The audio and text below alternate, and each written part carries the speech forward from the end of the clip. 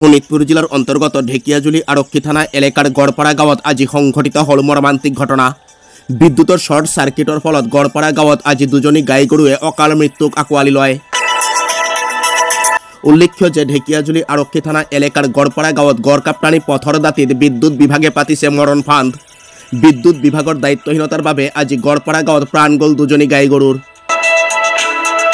পৰিতাপৰ বিষয় এয়াই যে গড়পাৰা গাঁৱত গড়কাপ্তানি পথৰ দাঁতিত থকা বিদ্যুৎ বিভাগৰ উন্মুক্ত ট্ৰেন্সফৰ্মাৰ ফলত আজি প্ৰাণ গ'ল দুজনী গাই গৰুৰ।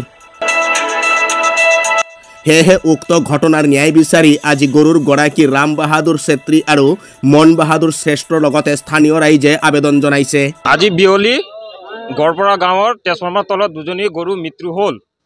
আজি এপিডিচিএলৰ কাৰণে গাফিলতি হোৱাৰ কাৰণে আমাৰ যি দুজনী গাই মৃত্যু হোৱাৰ পৰিয়ালসকলক যে ক্ষতিপূৰণ দিব লাগে আৰু ট্ৰেন্সফৰ্মাৰটো অতি সোনকালে আমাৰ মানে বেৰা দি পেলাই বন্ধ কৰি দিব লাগে।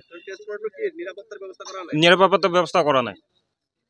मोर नाम श्री राम बहादुर छेत्री गोलपाड़ा गाँव चिनीमारी पंचायत।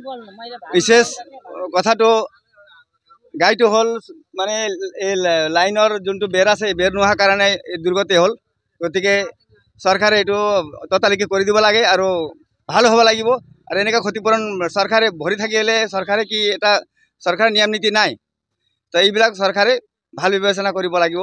मोर ये कथा ঘটনাটো এই লাইনৰ হেৰিৰ ওচৰত মানে ট্ৰেন্সফৰ্মাৰৰ ওচৰত গাইটো শ্বৰ্ট হৈ পেলাই মৰিছে লাইনত। গাই দুজনী মৰিছে, মোৰ এটা আৰু লগৰে আমাৰ গাঁৱৰে আৰু এজনৰ মৰিছে। বিদ্যুৎ বিভাগৰ দায়িত্বহীনতাৰ কাৰণে হৈছে নেকি? হয়, এইটো বিদ্যুৎ বিভাগৰ গাফিলতিৰ কাৰণে এনেকুৱা হৈছে।